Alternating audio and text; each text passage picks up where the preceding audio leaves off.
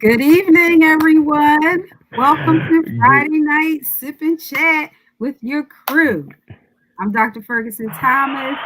We have yay, we have Daryl here on the scene as usual. Yay, yay. And we have a guest.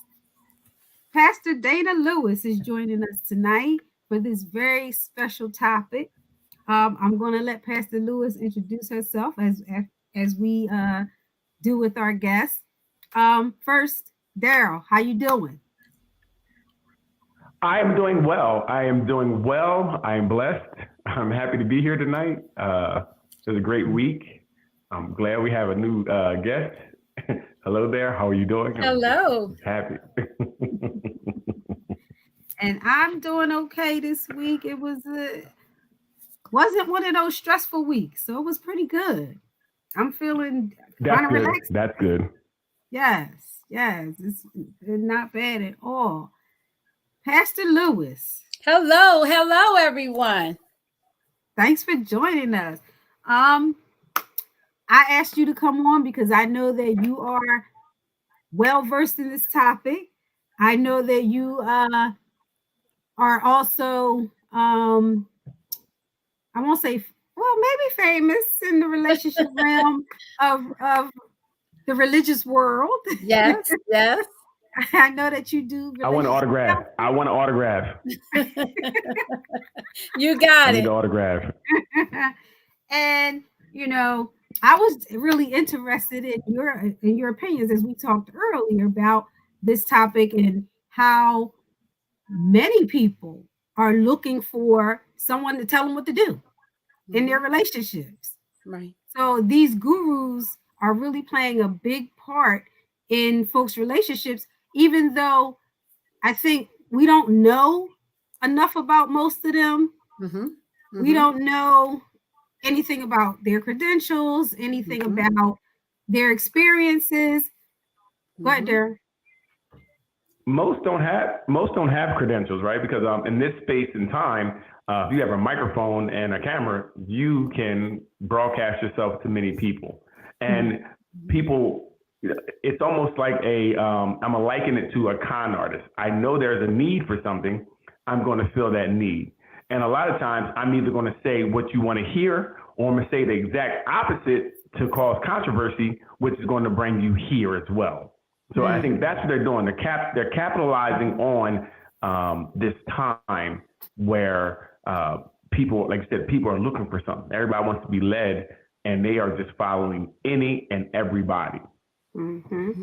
And I think that that's a real problem, um, especially if you're only going off of somebody's experience. Because your experience may not be my experience. Absolutely. The Right. anecdotal, because Correct. people understand Correct. anecdotal experiences, that's experience to you. And that may be cool for that person, but it may Mm-hmm. not fit for you. And this is why your relationships are failing because you're doing something that doesn't work for but actually, what I'm learning about a lot of people, it didn't work for them either. Right. If you look up a lot of them, they're not married, 3 or 4 divorces, Mm-hmm. and it seems like they haven't even learned from their mistakes, but they want to tell you how to not or how to be something, which is it's very interesting. It's very Mm-hmm. interesting. But again, we can't blame them fully because people are taking the bait. People are if millions of people are tuning in, then they're going to keep doing it, right? Yeah. And that's the problem. Mm-hmm. I Mm-hmm. agree with that. I I agree with that as well.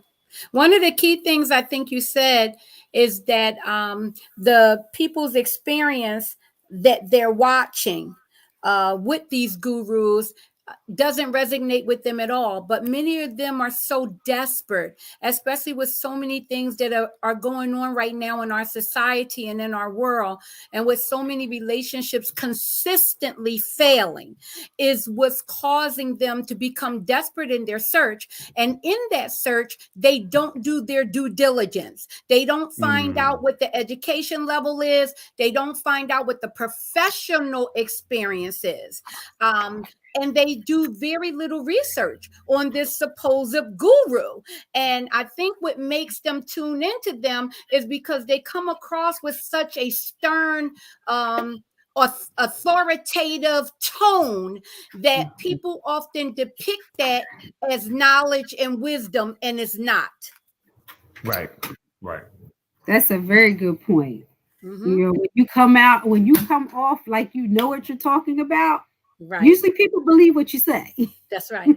Without question. Confidence is a very, very strong motivator. If you're confident and you speak confidently and you use these big words, people will believe you. Mhm. And it's funny that, again, like you said, people just are looking for anything. You can take 5 minutes and Google just about anything you want, right? You can Google it. Instead of doing that, people just sit there and look at the screen, look at the phone, look at the TV, look at whatever it is, and take this in because they're so lazy. They don't even want to take 2 seconds to Google this person. Who am I looking at? Mhm. You Google them in 2 seconds, you see their whole rap sheet. And if you look at the rap sheet sometimes, you'll say, wait a minute, this guy, I don't really believe this guy to be true. You know, if he was so great at what he does, I would think he'd be in a successful relationship. I would think I would see, or she would be in a successful relationship. Their husband would be on with them. Their wives would be on with them. And why are you by yourself?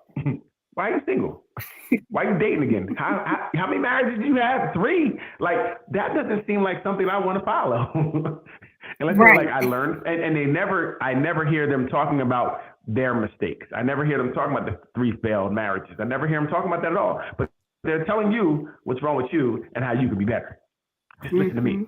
You know, buy these consultations where I can tell you how to get women or how to get a man. Or it's sad. I Very thought true. that was interesting. Mary, who's not here tonight. Mary, we miss you. She sent me something you sent her, the young woman who was talking about Kevin Samuels. Right. And she was saying, well, yes, I know I'm divorced, but I'm not going to tell you about that. I'm not going to give you that information. Right. You know? Right. So her lane, so I watched her and I sent that because her lane is, you know what? I'm going to piggyback for what they say. I'm going to co-sign what they say. So she's getting the followers off of them because she's like, you know, he's right. You know what he said? He's right. You're right. Women, why are we not listening to him? A man is telling you what you want to know. You need to listen to that man. Again, now that makes it more creditable for her because she's like, the man said it. I agree, right? She said, I need to do this too. So women can now liken to her and say, well, then she's right. I get it. She's on this band. I need to do this too. This should work for me. And it might not, you know, it may not work for you. A lot of that also comes from what we've been taught in society. Women have been so degraded and belittled in our path of being a woman that when a man speaks, many women, especially those that lack self-esteem, lack self-confidence, lack self-direction, lack value, they find it easier to listen to a man than to do the work themselves so that they can better themselves. And so by her co-signing what he's saying, it allows these women who are already broken, who are already weak, who are already wounded to believe her, because the norm is that a man's opinion and what a man says is more valuable than you yourself. So what is the work? You said the work. What is the work? So the work would be learning to, first of all, the real work is recognizing that a problem exists within yourself to begin with. To recognize you're depressed, to recognize that you keep getting into these failed relationships on a repeated basis, different person, same scenario. You're being abused verbally, mentally, psychologically, physically. And so the first thing is to recognize that this isn't the norm, right? And then once you recognize that, the second key component is to get professional help. That is the real key. And in the Black what? community, Get help? yeah, And in the Black community, that has been shunned so much that we suffer in silence. The other part of the work is that we need to begin to look inside of ourselves and start to ask the real hard questions.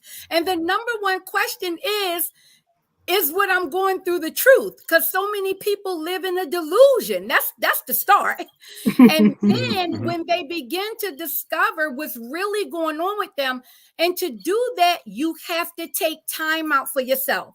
You have to quiet your mind. You have to get away from toxic people and toxic conversations. And you have to now deal with you. And when you begin to discover, what are my patterns? What am I doing? What are my likes? What are my dislikes? Who am I really? And what am I doing in this life? What is my purpose? And so when you begin to discover those things, that's the work. Getting in touch with your spiritual guide, getting in touch with yourself. People aren't just lazy in their pursuit of knowledge and information. They're lazy in pursuit of bettering and discovering who they are. Yes. So again, I'm gonna give a little pushback. I mean, that sounds good, right? But most people are only as good as what they think or what they know, right? They don't know anything else. So a lot of these people think they're doing the right thing. They think they're, looking for. So I think if these people are looking for help. That's why they're going to these people, right? So they are looking for help. But not professional help. So, I mean, no, everybody's not going to start with professional help for a couple of reasons, because maybe it's expensive, right? True. That's expensive. It's not that it's cheap. This is why most, in our community, it may not be as prevalent because of expense, right? So that's the first thing. So I think people are looking for help, but I think there's not a lot of positive help out there today. That's why I think things are so bad, because we'll say in the 70s, 80s, you did have some programs that were more positive. We did have some different we had more of a balance, I would say. Now the balance is shifted to a lot of love and hip hop and things of that nature that people are consuming at an all-time rate. These shows are just watched over and over. Yes. And you can see them on YouTube, you can see them on Instagram, you see them on TV, and they play them in loop to loop. So now this becomes, almost through, it becomes a new learning. You learn how to be in relationships because you see these relationships that are very chaotic. They're very, drama filled. And it seems like it works because they're fighting one day and the next day they're together. Or they're with the best friend now. They moved to their best friend, and now they're with the best friend, but they're happy with the best friend for a couple of weeks. And then, but this becomes, we see it, and then what we see becomes real life. It starts to become real because we see it so much, and like there's very little things that really are promoting positive, healthy relationships. Like if you do see something like that, you'll see 10 views, right? You'll see 6 views on something that is really, really positive at times. So it's tough. I understand some people are just kind of stuck because they don't know where to go. Like, I want to be better, but I don't know where to go to be better. And my circle is what it is. My circle is living the same experience I am. So no one's better in my circle. So sometimes it's very difficult to get to that next level if you really don't know how to get to that level. And I think we need to start letting people know how to maybe get to that level, or again, or hold some of these programs out there. Maybe we can promote some of these programs, something that could really help people to start to. I'm not here. If that's for me, just mute that for later.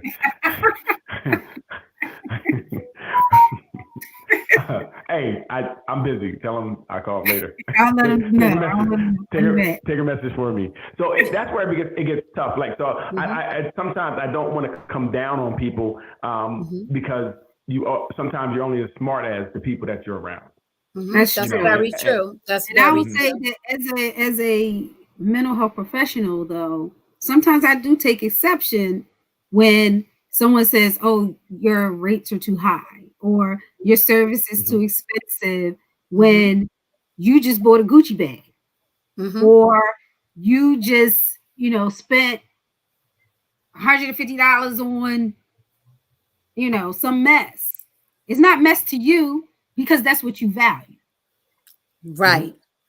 So, but that's also learned, right? yeah, That's well, what yeah, they learned.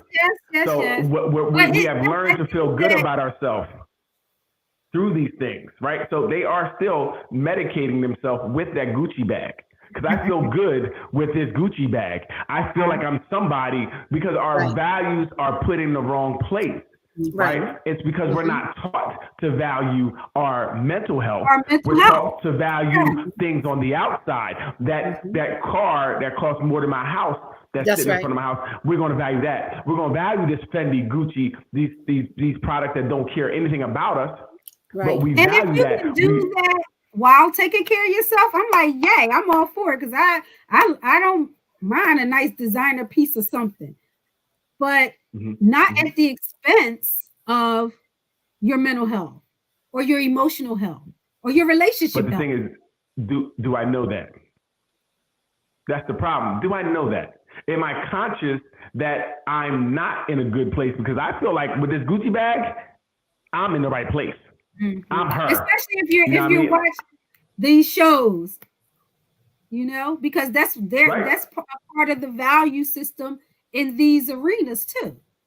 Right. And then you have to remember too, if you can even think back to our early schooling and what is being exhibited in the school district of today, there is so much bullying. There's so much, there's no attention being given to self-love, to self-acceptance, to learning how to have confidence, so our mental health isn't addressed. And very often when children, and these are the traits that allow us to grow up to be these adults who don't know that my mental health is important, that doesn't know that me loving myself is important because it was never taught. And then when children exhibit signs of this person is bullying me or they're calling me names, very rarely, and as an educator of over 30 years,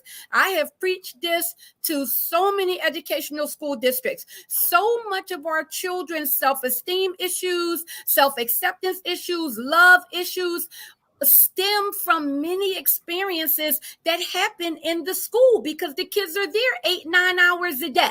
So when they bring this to the attention of other people, I'm being bullied, I'm being teased, I'm being talked about.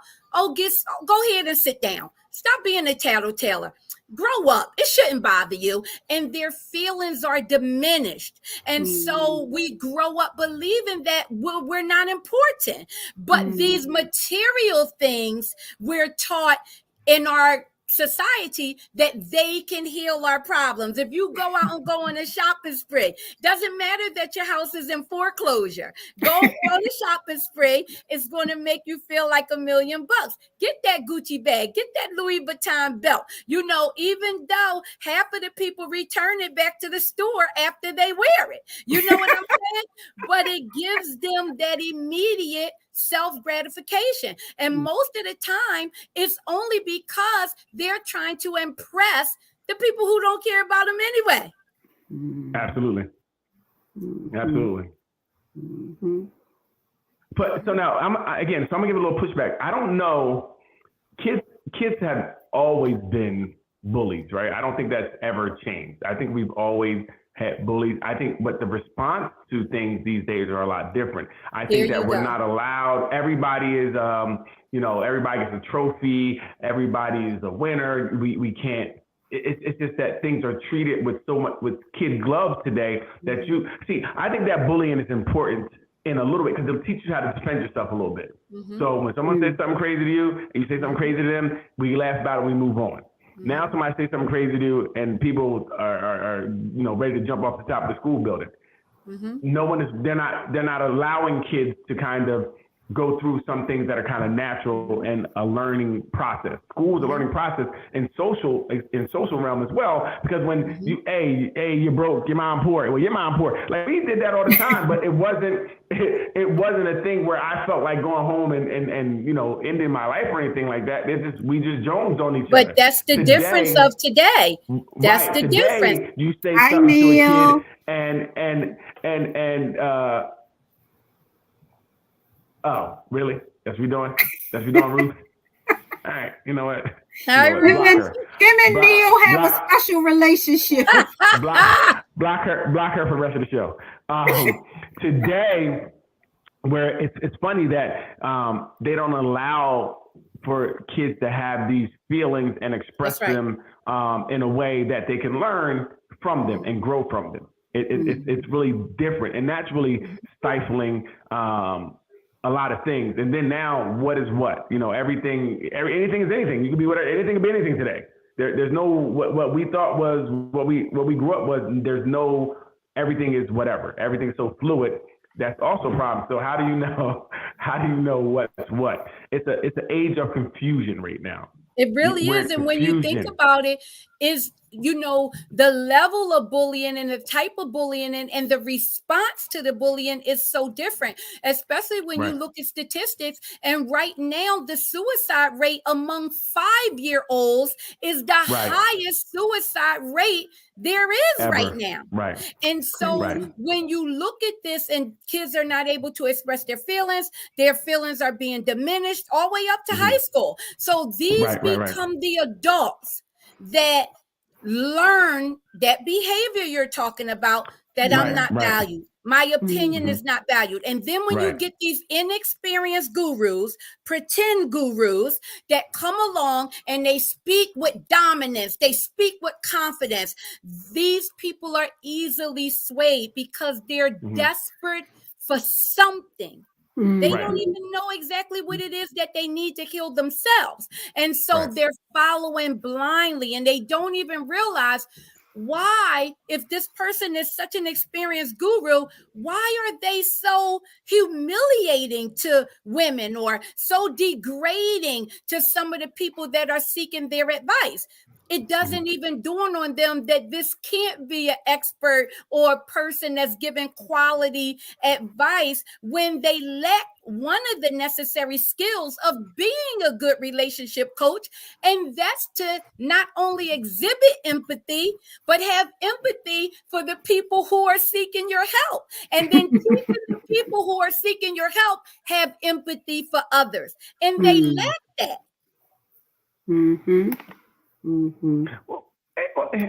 Well, and that's what I think some of these gurus, you know, and they do mix. User. True. Thank you. They talking to you too, Daryl. I know when they said beautiful, my beautiful. I knew they were talking about me as well. Some of these gurus, it's tough because they do have they sometimes they have some valid points. They mix in with the nonsense, which kind of and this is where people don't have discernment. They can't, you know, can't chew the meat, spit out the bone, and that becomes the issue, and that becomes a real issue because some people do. I mean, no one agrees with everybody, right? It's nobody agree with everybody, but I know at certain points I can say, oh, you know, I kind of agree with that, but that's way off. You know, you can use discernment to try to get through, and people don't have that. They don't know what is what, you know, what is up, what is down, and they just kind of go up what they think they heard, or you know, or they go up a 5-minute clip of something, and that's a problem too. When you listen to that 5-minute clip out of context, then it may look or feel a lot different than it was intended to. That's the other thing. See, this microwave society, people don't even want to listen to the whole show of anything anyway. They want the cliff notes. They like, please get to what I need to know. And that 5-minute clip, that's what they're going to live off. They're going to live off that okay, I'm going to change my life. He said that in 5 minutes. Don't know what the context of it was, but they're going to live off it. They're going to live that way off a 5-minute clip. And it doesn't work, right? It doesn't work. And there's no, you know, people are only they only seem like people are consuming drama-filled programming. That's what seems to spawn people today. The more drama, like if I can throw a drink at somebody and I can throw a punch at somebody, that's what I want to watch. but they don't understand that you're being taught at that time. Right. So in your relationship, when that person says something, then you're going to turn up the same way. You're going to love and hip hop them. You're going and throwing stuff, but you're going to go to jail. People are saying you're going to jail sometimes for doing what they do on TV. That's written, but your real life could be destroyed because you're trying to live like someone else. And people have to understand that. Or you just have a string of bad relationships and like, why my relationship don't work? These people I meet are crazy. Well, it can't be everybody. It got to be you the only constant. When you gonna look at you? When you gonna look at you? That's the work that they don't want to do. Yes, and guess what? Right. It goes right back to what you said. They rather listen to that 5-minute clip than to spend 5 minutes on Google and do the research. Right. I mean, because you could Google what's a good relationship look like and read it for yourself. Right.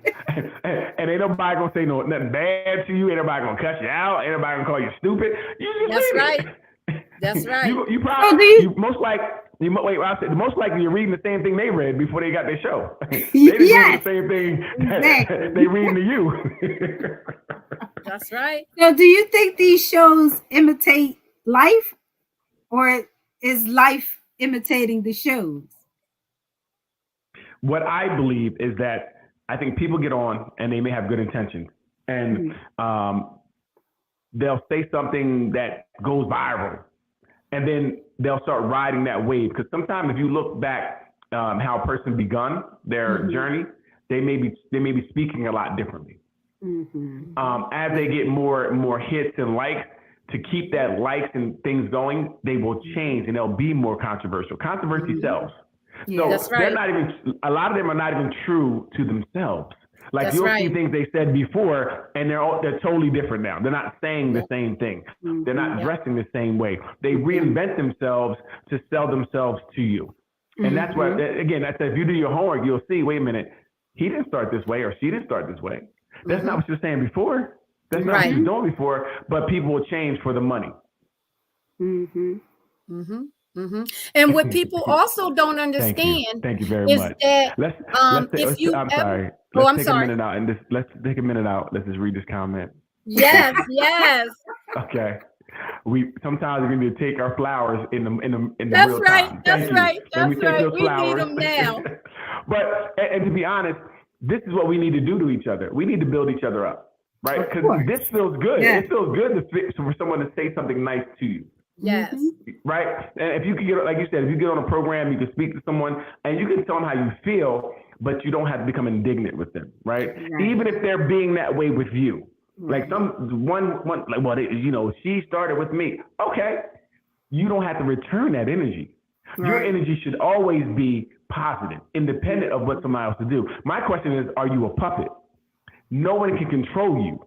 So if you're doing that, that's who you are. Like you said, so how can you be a guru when you can't control yourself? Yes.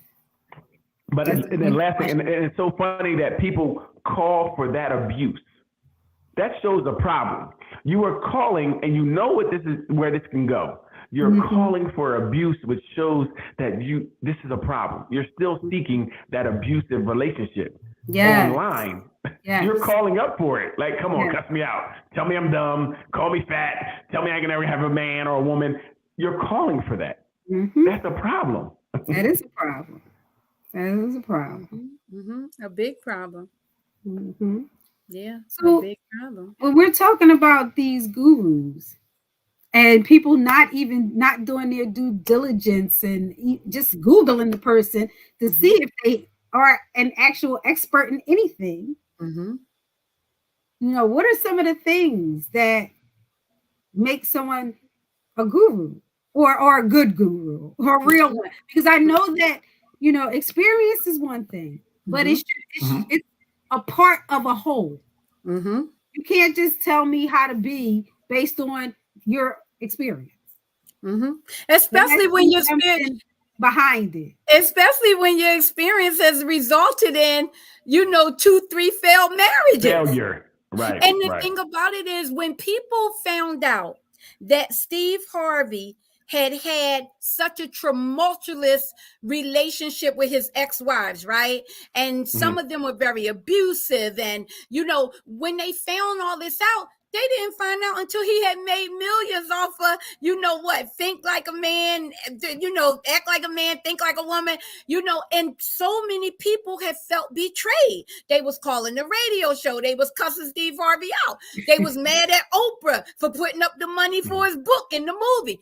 And so when we don't know the history, people can blindly trick us on a consistent basis. And when you don't know what to look for, you'll accept anything. Same thing if you go to a doctor, you know, if you got cancer, are you going to just go see the dentist?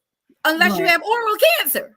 You know what I'm saying? So these people are searching for something and very often don't even know what the end result should look like, what it should feel like, what it should smell like. So it's just like the blind leading the blind. So I will say that I think that it doesn't, to be a guru, I think I don't think you have to be formally educated, right? I don't think that makes you a guru, right? I think that, and even your past failures don't disqualify you from being a guru either. So you could have 3 bad marriages, but I think it's what you're presenting, and you know, and again, and I think some people can present something and not follow, like do as I say, not as I do. So I think sometimes people can present a great argument, but they just can't hold up to it, right? Because some people are just a teacher. Like I can teach, but I definitely can't follow what I want, you know, what I'm doing. But like I said, I think you have to really use your discernment in things, you know, with these people. And I think if someone came out, like if Steve Harvey came out, like, look, you know, I failed many times in my relationship. Right. There if go. you came out and we're open and honest and vulnerable like that, then I think I might be able to listen to you and start talking about not talking about you. Say, listen, I know I did this wrong and I wasn't there for her. Again, now I can respect you because I think I hear you learned something. I think you have grown from something. But when you come on, hey, what you need to do for the woman is you need to wait 90 days. Come on, man, stop. Like I don't believe you, right? I don't believe you, like you said, and your track record doesn't even allow me to want to believe you. But like I said, he hid that, which means you know, which means you were doing this for sales because you're trying to hide your own. That's you're trying to hide who you are. Right. That's so right. Like I said, you bamboozled us. Exactly. People were bamboozled. I agree. You didn't care. You didn't care. I think some one of the main qualities in regards to, you know, being a guru is first being honest with the people who you wish to have as your client, or the people. I don't think these gurus are taking responsibility for the things that they're implementing in other people and teaching other people, because they don't even know how another person is going to respond to it. You know, so some of the key important things is that, one, you want to be with a guru that has empathy, teaches empathy, a guru that's honest, a guru that has an in-depth knowledge of what it is that the people are going through, but not just have that knowledge, but have viable solutions that they can offer solutions, that they can offer resources, that they also are guiding you on lifestyle changes and behavioral changes. And the other number one thing, if you're a real guru, you recognize that you don't know everything. Whereas these gurus act like they know everything. It doesn't matter what it is, they have the answer. So a real guru should have the ability to provide you with resources outside of their realm of expertise. Outside of themselves. There you go. Yes. And I agree with Daryl that I don't think it's all about formal education. But I think that there are some things, some fundamental things you should know. Right. Like you know, so even about development, you should know something about brain development. Because if you're talking to a 22-year-old about their relationship versus a 52-year-old, it's going to be different. That's right. You know, they're in a different place, even physically, with their brain development. That's right. So things like that, you know, And you might not have to get that through formal education. You could do some of that studying on your own. Mm-hmm. Right. Mm-hmm. Mhm. Mm-hmm. And I think it goes back to why do they not do that? Because they know the number one thing that's going to attract attention to them is controversy. But what a lot of people don't realize is when they're watching these shows, these reality shows, if you ever look into any of the reality shows, you will find from so many of the participants where they say, the argument wasn't even that bad. They paid us to act like that. They paid us to throw the drinks. They paid us to get into a fight. So just think about it. Yeah, you think about it. If you're fighting on camera, somebody's going to jail, right? I mean, think about it. You're fighting on camera. You're going to jail. It's assault. You're going to jail. And that's why I'm saying people are doing these things and they're actually really getting in trouble for acting that way. You're really getting in trouble for acting that way. So it's just teaching bad habits, and it teaches you how to respond to someone who does something to you. You got to do something back. You got to do something back. You know, you got to turn up. Right, but let's turn up. You say something about me, I'm gonna do something, and it becomes and that's all you see on TV. Like there really aren't. What drives everybody is money, right? The almighty dollar is driving everything. So most of these gurus are getting paid a lot of money for these things, right? A lot of money, because the more views, the more money, you're making millions of dollars off of, leading people wherever. And I don't really think you really care because it's about that check. And even the guru, you're only as good as your last controversy, right? Because if you're just talking and if it's a show like this that's just sit here trying to make people better, it's not going anywhere. It's not going anywhere. But if we had an argument, now if I came over your house and came on camera, punched you in your jaw, listen, we would go viral tonight. You know exactly. That's right. You know what I mean? And that's what people look for. They even set these things up. A lot of people understand some of these calls or some of these things are scripted as well. They know they need the drama in their show. And a lot of them, if you do watch a lot of the shows, they're really boring, most of the show. Most of the shows are boring. And that's why that 5-minute clip is selling. Yeah, that 5-minute clip has sold. The 3 hours they were online was boring, but that 5-minute clip then got them, 4 million views, which turns into, maybe $100,000 they made off of that 5-minute clip. So, and that's what people don't understand. Like you are a sheep being led to slaughter. Like they're just using you for whatever they're trying to monetary gain. They're just using you for monetary gain, and you're calling up, giving free, being a free participant in something where you're going to get someone to talk to you crazy at times, or maybe just say nothing, but you're still adding to their views and their whatever they're doing.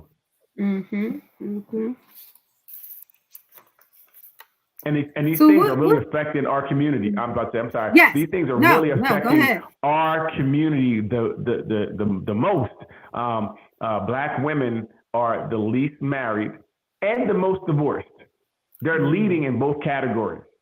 Wow. And they're also leading in violence and domestic violence situations, and they're getting a lot more jail time. If you look at Muncie Prison, which is one of the infamous prisons for women, I've gone there. I've counseled women, and every woman, basically almost every woman in there has committed a violent crime, has killed their spouse, killed their boyfriend, and it's because they have never seen or understood the consequences of their actions. So when people are watching these shows, when they're following these gurus, when they're following these reality shows, they really don't understand that when you get in front of a judge, he don't care whether you have mental health issues, pretty much. He don't care, what you still going to jail. Or he don't care that you have 10 million followers. Right.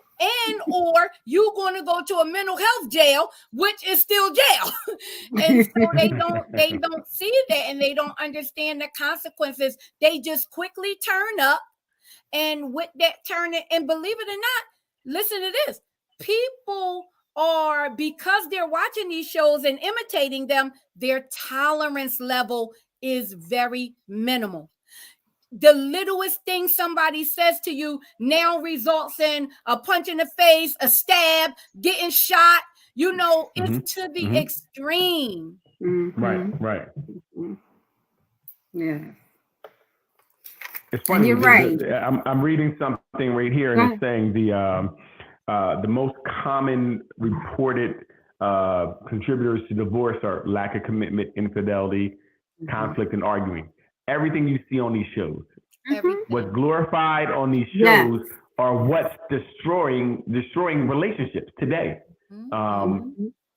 It's crazy. It's crazy that it goes hand in hand at this point. It's going hand in hand, right?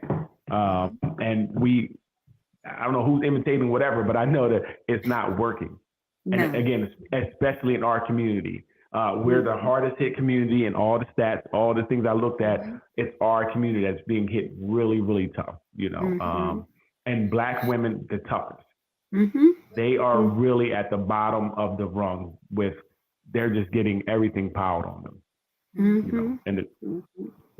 Which is why it's so disheartening, you know, when you see these people on Instagram or Twitter or whatever, and all the followers saying relationship goals.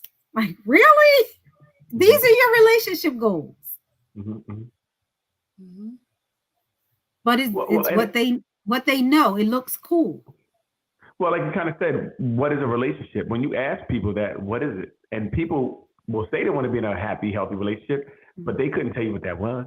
If you ask them a question, what is a happy relationship? I want to be in a happy relationship. What's that look like? Happy? Like what? What? Yeah. You know? Yeah. And that just goes to the ignorance that we live in, where we don't even really think these questions out. It's like one of them things where you think you know the answer, and so you really ask someone, and it's like, wait, I never really thought about what it means to be happy. And that's where we're at. People are not, you know, people are talking and they're not having the same conversation. I want to be happy. So do I. What does that look like? And people don't know. And that's the problem. We don't know.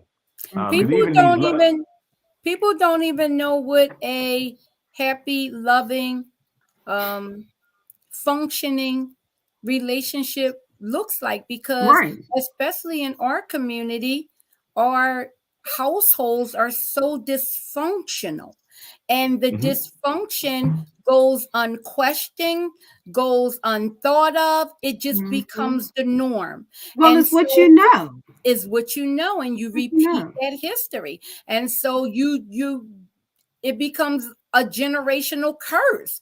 And so when you see that, go ahead, I'm sorry. So when people, you know, see relationships, they don't even know what it should look like. They don't even know what should be happening in it, what they should be contributing to it. And very often when people say they want to be happy, they're searching for happiness outside of themselves. And they want to depend on the other person in the relationship to make them happy. And that's going to lead to the demise of the relationship right there. We talk about that all the time, right there. All the time. Right. All the time. Hey, you got to make me happy. I can't make you happy. You got to be happy first. That's right. That's right. That's right. That's right. And when you say healthy, that can be so subjective, because people don't know what healthy is. Even if you ask someone about their physical health, are you healthy? Yeah, I got diabetes and heart disease, but I'm healthy. Yeah, healthy. You know, I asked a girl, you know, about what's a healthy relationship. She said, I eat salad. Huh? You eat salad? What'd you say? Huh? That ain't. Huh? Wait a minute. What? So when you eat salad together, that's a healthy relationship. Her emotional intelligence was in the basement. Like, this is not gonna work. That's right. That's right. And then you also got to remember too, that because people don't recognize what a healthy relationship is, they're looking for the wrong things in the people that they're having these relationships with. They're unequally yoked. They are not even coming to the table with the same thoughts and ideas and goals and things like that. And so they're constantly looking for other people to fulfill them in so many areas, not just happiness. They want you to build them up with their self-esteem. They want you to help them in their career. They want you to guide them. You know, they're coming into these relationships on such a needy basis and with unrealistic expectations, not only of the other people, but themselves as well. And so therefore, that doesn't make for a good recipe for a lasting and long relationship. Well, a lot of them last long and they be crazy. They be long and dysfunctional. But guess what? I promise you, I promise you when they're long, I promise you when they're long and dysfunctional, they're not just in that one relationship. Right.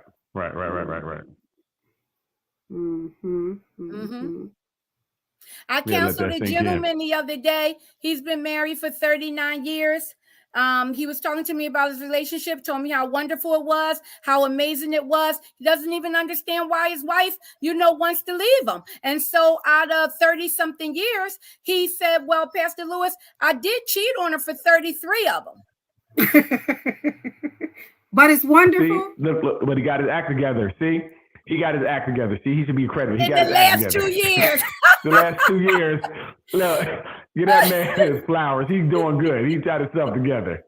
And guess what? Cut that out. And guess what, Dal? Trust me when I tell you, he probably just haven't got caught again in the last 2 years. He got smarter.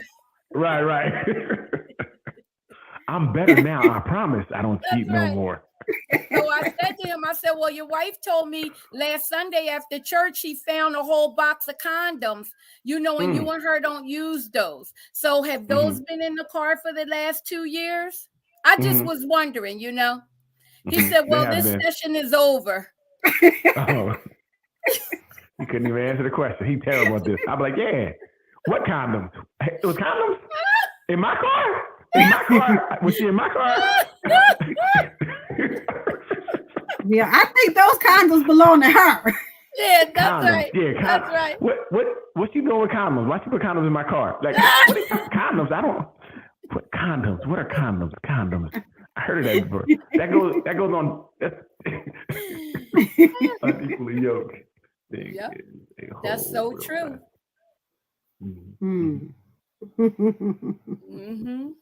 Yes.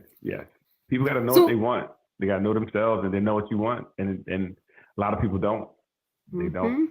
People don't know what they don't want. And you can't. I'd venture to say become equally yoked if you don't know yourself, because you don't know what you're bringing to the table. That's right. That's right. So you can't tell someone else something you don't know. That's true. That's true. Yeah. And it's very interesting.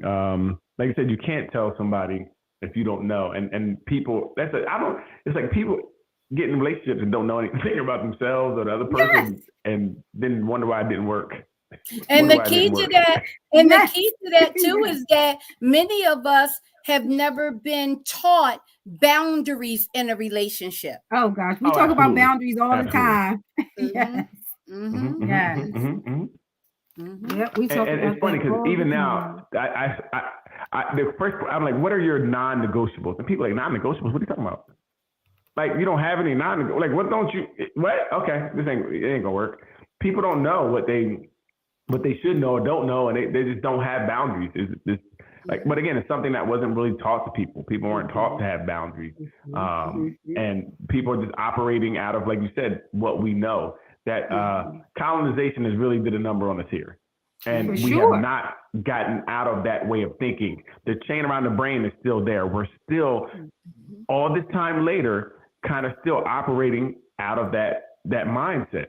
Everything is aggressive, hurting each other. We don't really like each other, right? We don't have, there's no unity among us. And that's why it's the big disconnect between men and women, because we don't even trust each other. So it's really, really deep. It's really deep. And we all need therapy, right? Just being a melanated person, all the stuff we see that is happening to us.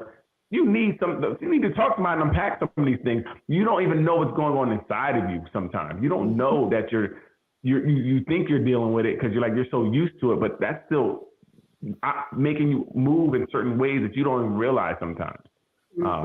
So, we definitely, therapy would help us to get to know us. People need it. There's nothing wrong with it. And we have to stop acting like there's something wrong with getting help to better ourselves, to know ourselves, to love ourselves. And we have to begin to tell people about the resources that are out here.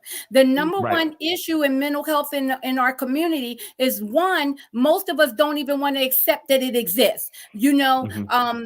They basically think when things are wrong with kids, they just need a whooping or beating and they should get over it, right? And so we don't even recognize all the real issues that are going on in our communities. And then the other thing is, once it is recognized, well, then people have this big hurdle in regards to, how do I finance my mental health? How do I get better? And there are a lot of resources out here, but you have to use discernment even in that.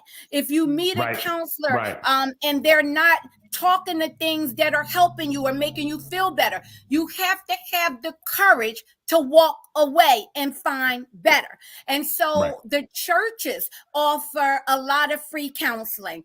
The Salvation Army offers a lot of free counseling. A lot of community centers offer free counseling. A lot of qualified counselors will also give you a discount depending on your financial situation. They'll do a sliding fee scale at a lot of primary. A lot of people don't even know that a lot of primary doctors' offices now have a psychologist and a psychiatrist right in the primary doctor's office suite. And so if we're not told these things, then we don't know how to get help. I know when I found out about Taraji P. Henson doing the scholarships for people to get therapy, she was paying for therapy for people of color. So I put that out everywhere, as much as I could. Could she pay for my college loan? Oh, different show. Sorry. She could get you therapy. I don't think she's going to pay for your college loan. Listen, it's the same thing. You pay for my college loan, that is therapy. That'll be, I feel so much better. I feel so much better. You be able to sleep at night without that debt waking you up. Yeah, you understand? Like, I'm going to eat this week because I ain't paying $900 in college loans. I can eat. Right. That's right. And the other I think that we do need to, help people look for qualified people to give them information and help. Because I know a lot of the programs in certain areas are trash. Let's be honest. Like a lot of programs that I use for different clients, it's like we're watching movies, we're watching anger management, the movie, like it's just trash. And that becomes the problem because now what you did was you made it a joke. And now people don't respect it because they're like, I tried it. It was a joke. I'm not doing that.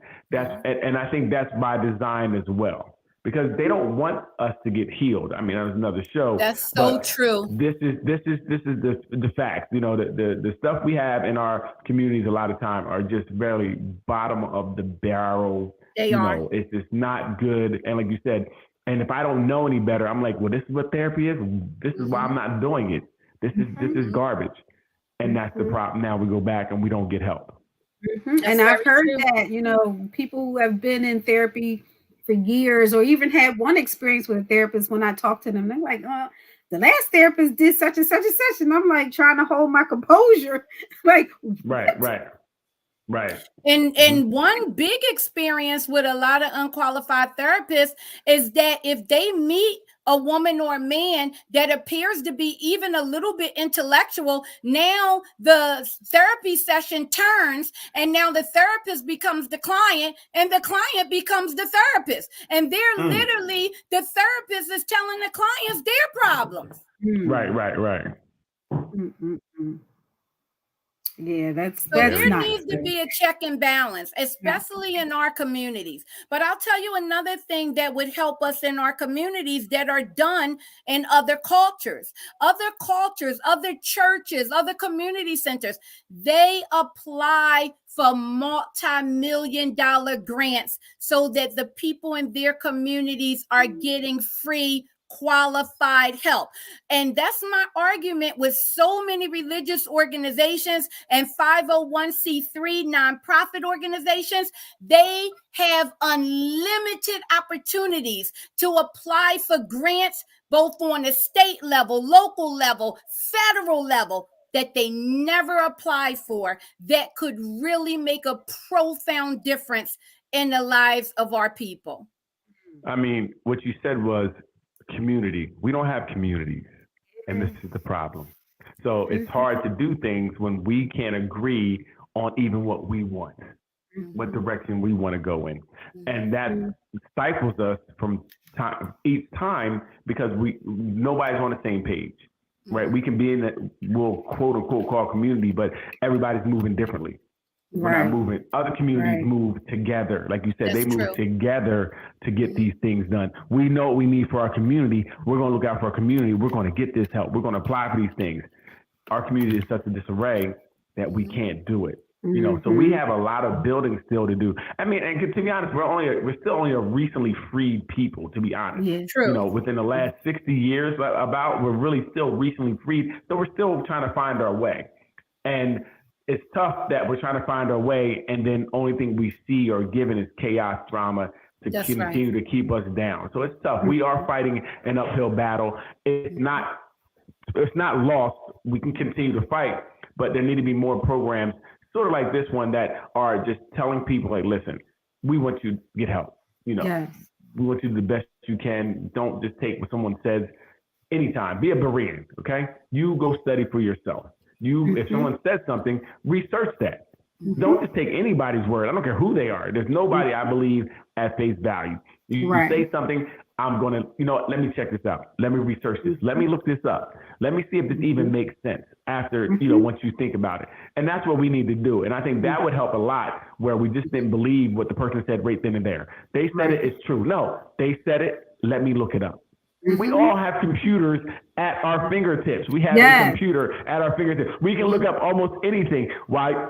Before you go look up that next Love and Hip Hop video, Google what the person said. So if you just take time to do both. If you want to have the nonsense TV, take some time to find something that's more positive as well. So look up, and then you can treat the nonsense TV for what it really is, just entertainment. Right. And hopefully you can wean yourself off it and leave it alone altogether. Yeah. Because it doesn't really do anything for you, to be honest. And it's all and it's also just continue to have this negative view of us in the air, right? Because some people, this is how they know us. Yes. This is how they know us. They know us by what they see on TV, and it's all negative. So just like we're being indoctrinated, they're being indoctrinated to who we are, what we are. And this is why we are looked at like animals sometimes. Yes. And it's so crazy. I did not realize that growing up in the neighborhoods I grew up in. It wasn't until I went to college at Penn State, my first year, and my roommate was a white girl from way out somewhere in Pennsylvania who had never been around Black people. Right. And I don't know what she saw on TV or watched, but I could tell that she just had this negative impression of me before even talking to me. I don't think we've had more than 10 words between us. And she just wanted you to stop stealing her stuff. Yeah, wait, that's where I'm getting to. I think it was probably about a week after living together. I came home from class and she had a lock on her closet, like a chain with a padlock.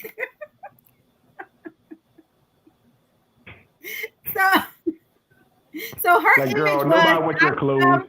Some thieving ghetto girl, I guess. I don't know, what title she gave me. Right. That blew my mind.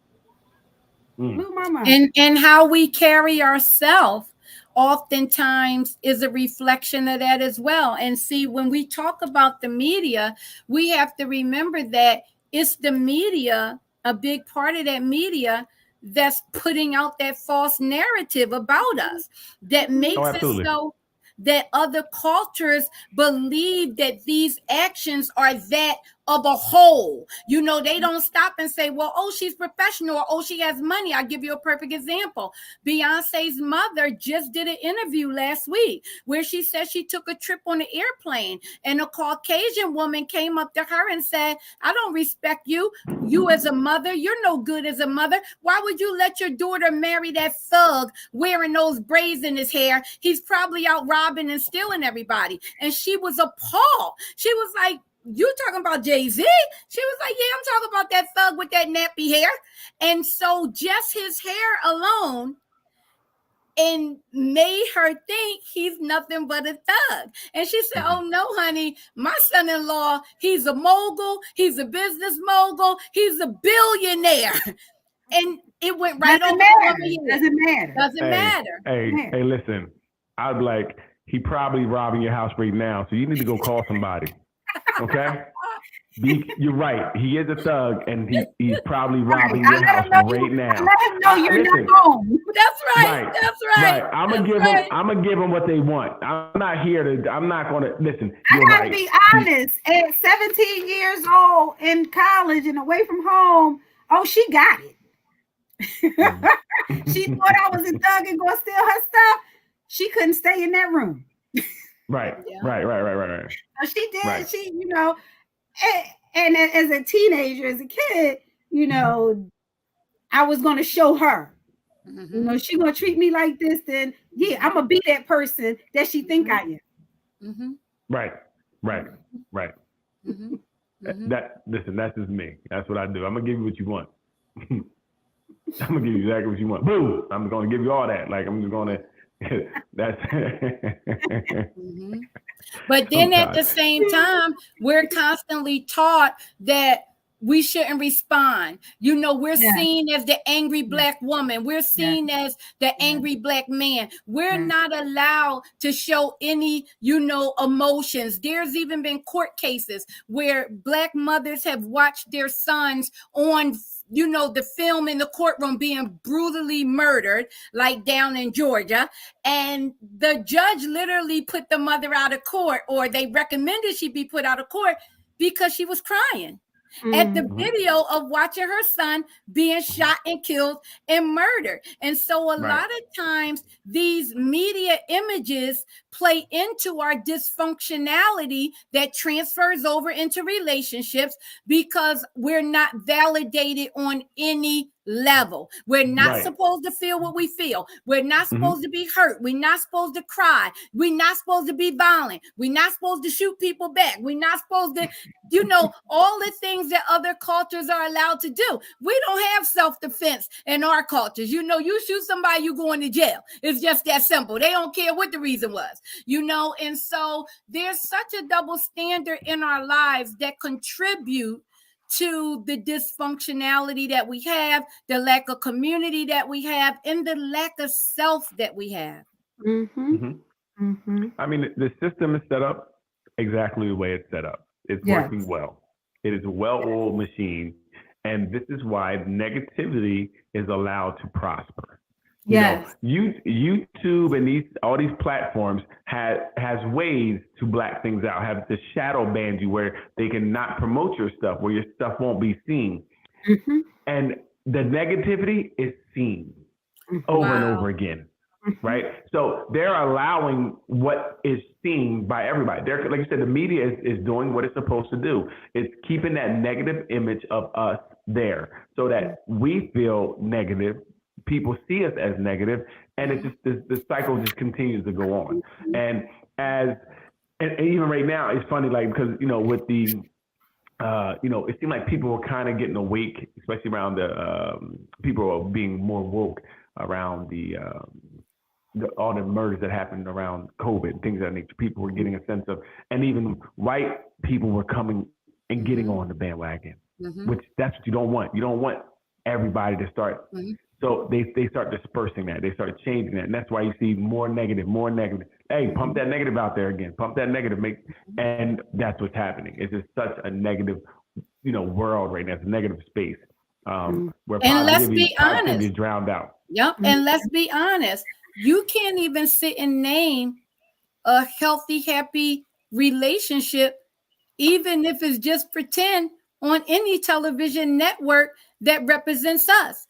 Every television network that has an African-American wife and husband, they degrade each other. They talk about each other. They have infidelity. There's abuse in the relationship, whether mental, emotional. And so where do we go to see what is a healthy relationship and how should we be treating each other? How should we be living? How should we act towards one another? How should we respect one another?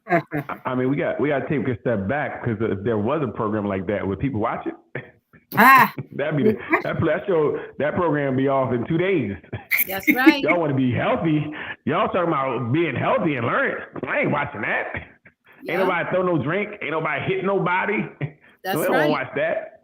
So, again, the positive shows don't seem to sell, and it's not what they want to promote anyway. They may have one. And again, even if they do have one show, it's one show.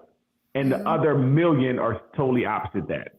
So they may give you one or two, because This Is Us, the black couple on there is a great couple, right? They're great. But I mean, that's one show. Show. That's one show. And even he was given up for adoption and raised by white parents. So, oh wow, it's like, there you go. Okay. It has to.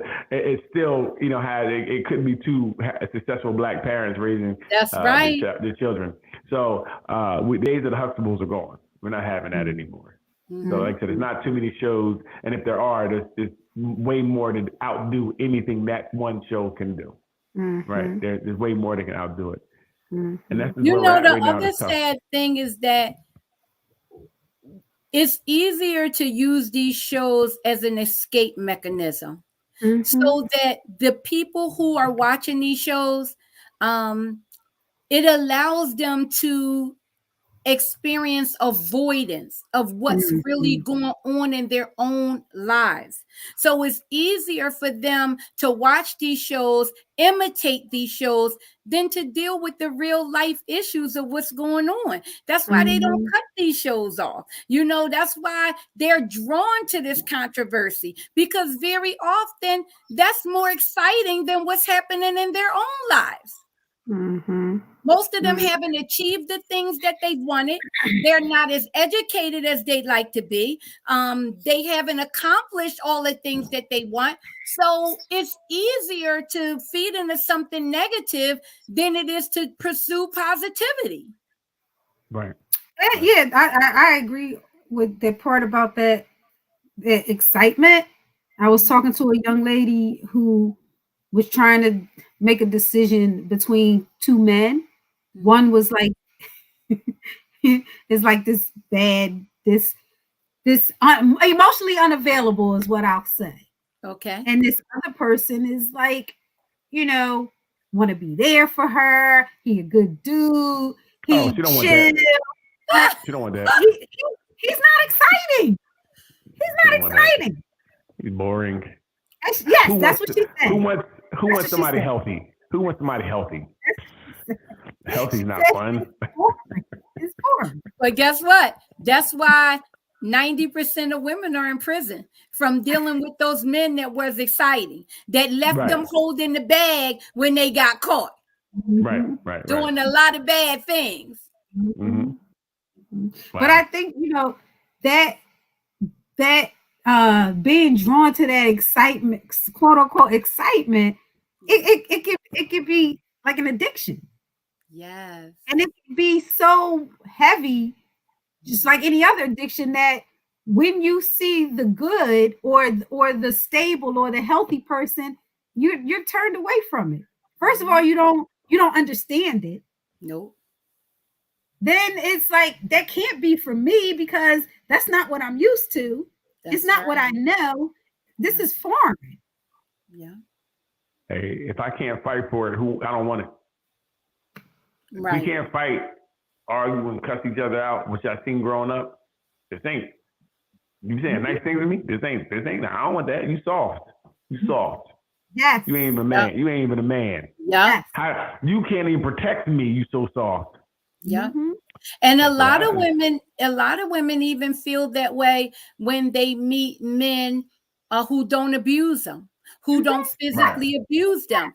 They will create situations to attempt to get the person to abuse them because that's what they're used to. And if the person doesn't respond, they'll turn around and abuse that man until they try to provoke him to be in an abusive relationship. So they want you to throw them up against the wall right there. Bust them over the head.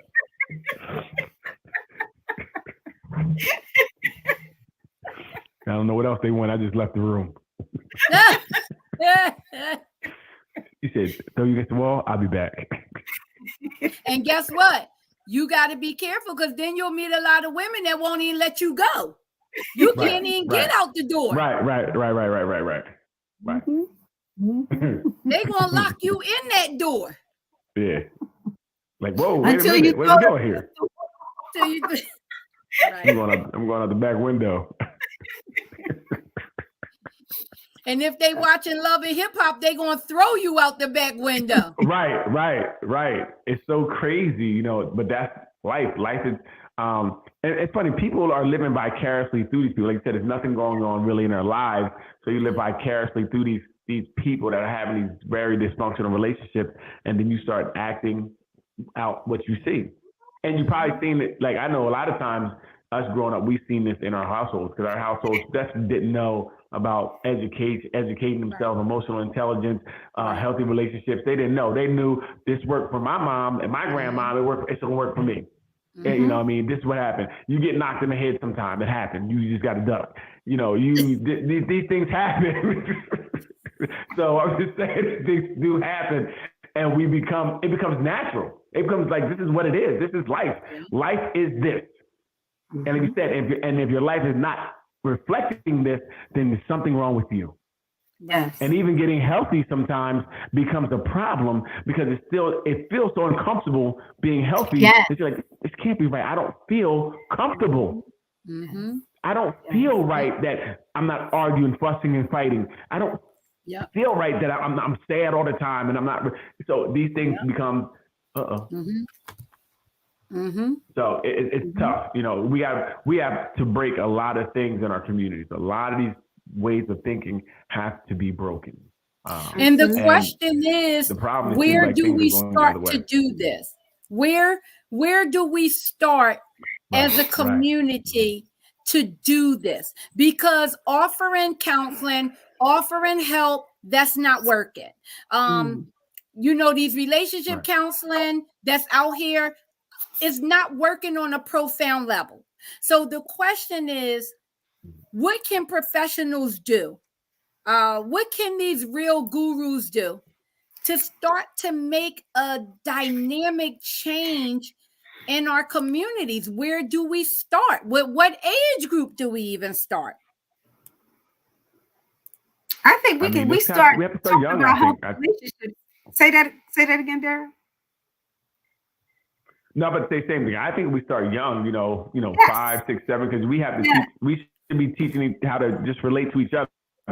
Relating to each other, a relationship is how we relate to each other. Hey, you should be nice to that person. You should be nice to her. You shouldn't hit her. That's not okay. These things should be instilled at an early age. And then we also should be modeling those things as well. So I can't tell you that you shouldn't hit that girl, but dad at home going up top with wheel kicks and uppercuts, it doesn't make sense, right? It has to be what's going on at home has to be reflected. It's funny. I seen the other day, I was outside a dollar store and the little girl did something and the boy punched her. They were young. They both were like maybe 4 or 5. The little boy punched her. And then the mom got mad at the little boy. You don't hit her. And I'm like, but that's what y'all showing him. He's only doing what he sees. You can't get mad that he's doing what y'all are modeling. You can't correct a behavior when what you're showing is way more important, and he's doing what he sees, and people don't understand that. You can't get mad at the kid for doing what he sees, and that's what happens. So parents may tell kids don't do stuff, but they're doing it. You know what I mean? Kids don't drink, don't do drugs. But you're doing drugs at home. What do you mean? It don't make sense. You can't tell them don't do it, and they see you doing it. What you're doing is going to override what you say. Yeah, all the time. All the time. I tell that to parents all the time. Children do what they see. It doesn't matter what you tell them. Well, I'm the parent, and they're going to do what I say. That's not going to happen. So and Ruth has a very good point. They were 11 and 12 when they got pregnant, Ruth. That's what we're saying. The math is kind of whoa. They all being raised by their mom and grandmom. So you looking at grandmothers that are 30 years old, 25 years old. Talking about I ain't got time to be watching no damn kids. I'm going to the club. Grandmom's going to the club. That's right. And so I think a bigger responsibility needs to go on the educational system. And the reason why I say that is because we can try to teach the parents, but 90% of the time, children are spending between 8 and 12 hours in an institution. They're going to before care. Some of these kids are in before care at 6 o'clock in the morning when some adults haven't even rolled over and got up, and they not getting picked up till 7, 8 o'clock at night in after school programs. So I believe that a lot more influence has to go on the educational system, because let's be honest, they're making multi-millions of dollars for these kids to sit in those classrooms. Millions of dollars. Yeah, but the problem is not in certain communities. The problem is that that's not being handed down to the teachers. Right. You know, correct. Teachers Right. don't kind of compensation that's coming in, and just from doing therapy with teachers, they don't even have the resources they need to just teach. That's right. I would say outside of the money, you got 32 kids in the class. That's right. If you have 5 kids that are distractions, you cannot stop and raise those kids and teach them kids anything else. It is difficult just to have them in a seat, right? And try to teach a lesson while 5 kids can destroy the whole lesson. 2 kids can destroy the whole lesson. So the educators, especially the neighborhoods that I think that are needed the most, don't have the resources to do anything else. They can barely teach. Right, but watch this. I didn't say the educators. I said the educational systems.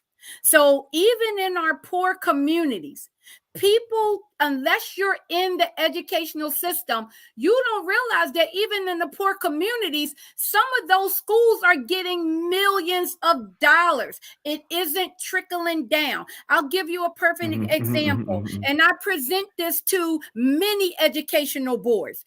How come it is that when you have an African-American student, you put them in a learning disabled class in kindergarten, and that's supposed to give them additional resources, right? Where they supposed to be learning individually, getting better help from the teachers and tutors. Why are they still in a learning disabled class in the 12th grade? And the school system keeps you in there all those years. You never learned anything new. The reason is because a school system gets 4 times the amount of money for every learning disabled student that they can classify as learning disabled and keep them learning disabled. So the money isn't trickling down to the educators, but just look at Philadelphia. Philadelphia just was awarded last week an additional $170 million on top of the millions that they already get. But the teachers are being paid pennies. Everybody's being paid pennies. The kids are climbing over each other in the classrooms. The fire marshal need to go to almost all the schools because the kids got to climb over each other just to get out the front door. That's how crowded the classrooms are. But the money that the systems are getting, They are mismanaging. Many of them in our communities are mismanaging the money. Why is it that some other communities are getting the same amount, right? And guess what? They got 20 kids in a classroom and their teachers are making $100,000 a year. Well, again, other thing is, again, we talk about community.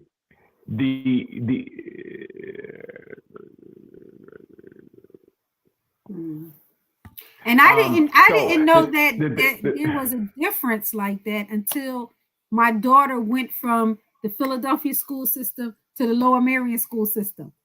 I mean, when she got enrolled, that they gave us a packet of activities. She said choose activities for her that I was like, what? This we come from a system where they don't have none of this. Yeah. Well, again, so parents are important, but when SSI is the new welfare, I want to keep my kid in a special ed school. So remember, parents are part of that as well, because my welfare ran out, but guess what doesn't run out? If I keep this kid in these classes and keep recertifying, I'm gonna get SSI for him. So again, the educators can do so much when parents are like, no, little man can't sit still. ODD. What's that? The easiest thing you can do? Give them ODD. That's the diagnosis. SSI. I'm good. And now the kid starts believing it, because now you sit them in this room all day where they're getting dittos. They're not learning anything. So they're falling further and further behind. And then they can't go on to the next grade, but we're pushing them on because no kid left behind. We ain't going to leave you back here to be in my grade again. We're going to push you through. So now you're in 12th grade. You can't read, you can't write. And now you're going to be here robbing people, knocking them in the head. That's the system working at its finest. And we are part of it because, like I said, we want to keep our kids in these classes because we're getting paid. That's SSI. Yep. That's another $900 a month. I ain't going to work if I can get $900 a month sitting home. What am I going to work for? And if I got 2 kids, that's $18 a month. I had a parent. She had all 5 of her kids in it, even down to her 2-year-old. She even convinced the daycare, and the daycare plays a big role in it too now, because a lot of the daycares are classifying these students as ADD, ADHD. These mothers are getting checks for 2, 3, 4, 5 kids. Right. So the daycare is smart, right? Listen, they're not convincing the daycare. The daycare is like, how are we going to get paid? Well, if they got on SSI, we're going to get paid, right? So you're right. That kid, that 1-year-old can't sit still. He cannot stop moving. He won't listen. What? He's 1. What are we talking about here? No 1-year-old can sit still. No 1-year-old can listen. It's crazy. And it's crazy. And these are the children that grow up to watch these gurus, watch these shows. You bring it back full circle. I brought it full circle.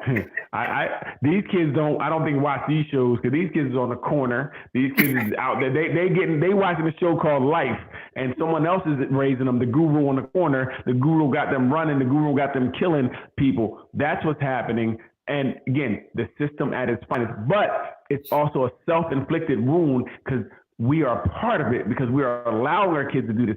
Other places, they don't allow their children to be kept in those special classes. They don't. That's right. And I remember for myself, they wanted to keep me in a self-contained class. And my mom's like, no, put him in regular class. Did I struggle? Yes. But did I make it? Yes. But I struggled. I'd rather stay in there doing dittos, but she didn't let me. She's like, you going to learn. It was a struggle for me.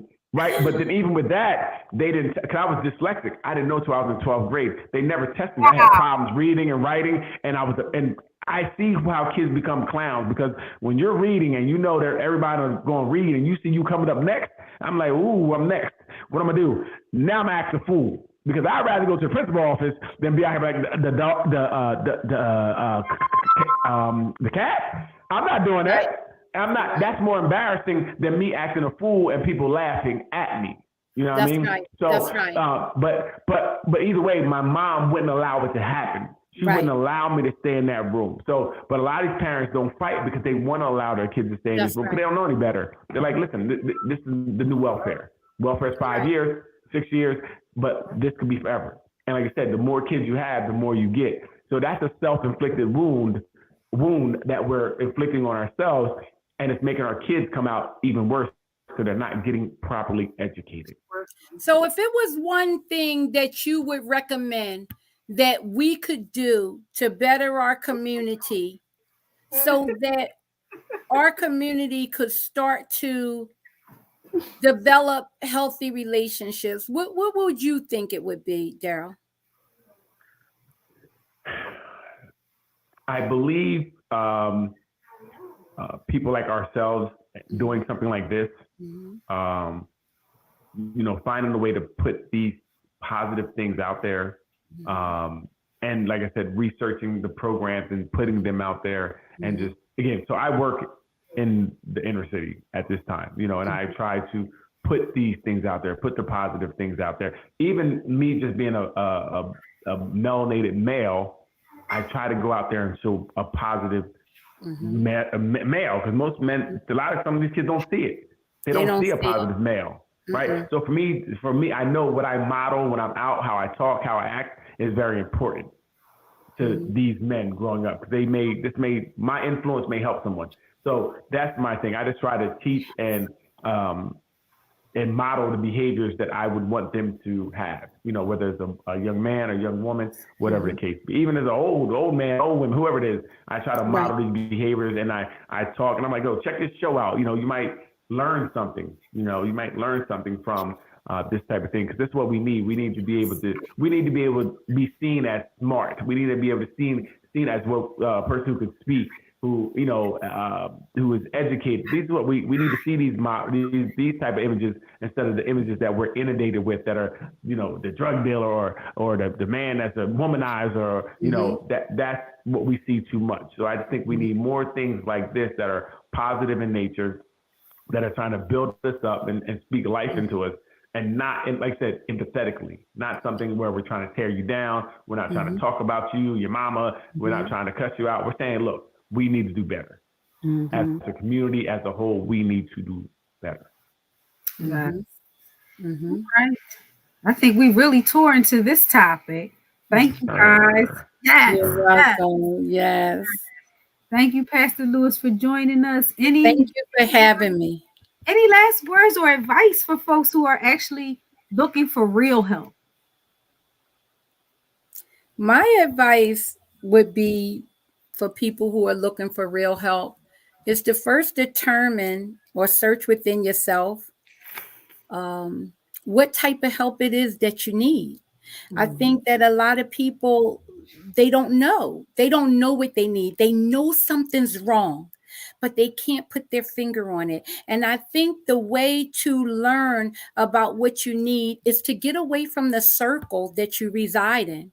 Because if you think you're the smartest person in your group, then you need to find a new group. You need to find people that are possibly, living the way you want to live, or the way you think you want to live. So if you ever see a good relationship, or somebody that you think, a husband or a man that treats his wife good, from what you could see, maybe you could talk to them, ask them, how are you doing this? Maybe you could go to a teacher or another trusted person. I think that very often we stay too tight to our circle, and our circle is what's allowing us to stay dysfunctional. And sometimes we have to step out of our communities to get the help that we so desperately need. Because unfortunately, in our communities, we don't have the finances and the resources to provide people with the expert quality care, mental health care that is needed. I think sometimes you have to find somebody you can trust, somebody outside of your circle that can help guide you. And if they can't guide you, they can put you in the right direction of the person that can guide you. The other thing is for experts that are really good in their field. You need to start putting yourself out there more. We need more coverage for professionals like us that are feeding positive things. We need to be able to tap into grants and federal grants and federal resources so that we're not just on this channel, but now we're able to partner with iHeartRadio and WDAS. And now we're able to pay for our own television shows, so that we can get this out here and change the media narrative about us. Okay. And only thing I would say is that if you are the smartest person in your group, don't leave your group. Bring your group to somewhere else where everybody can get educated. The problem is we do leave, and we leave those that are less than where we're at by to their own devices, and they fall further and further away. No, hey, we need to reach back and grab our group and get as many as we can. If the ones that fight, you can't take the ones who fight. But there are going to be some that want to go, that want to learn, that want to be there. So reach back. So be the bridge. You be a bridge. If you're a smart person in your group, bridge your group to that next group, right? We can't do it alone. We have to stop being alone. So because they usually take the best from our communities away. Yeah. Right. And if we're taking the best away, the rest can't get educated. What was left? What's that? I said, you know what's left. Right. So we can't do that. If we're going, we need to be a bridge. Whoever, you need to be a bridge to your group and try to educate as many as you can. Now, instead of one going, we have 3 going. And then that 3, some of that 3 may have another 4 going. That's right. And then that's where the change will start. We need to start a change, a movement, right? Of change, a movement of change. That's the only thing I would say. As a guru, self-proclaimed guru, I think we need to start a movement. That's right. Each one, teach one. All right. Grab back and grab one. Everybody grab one.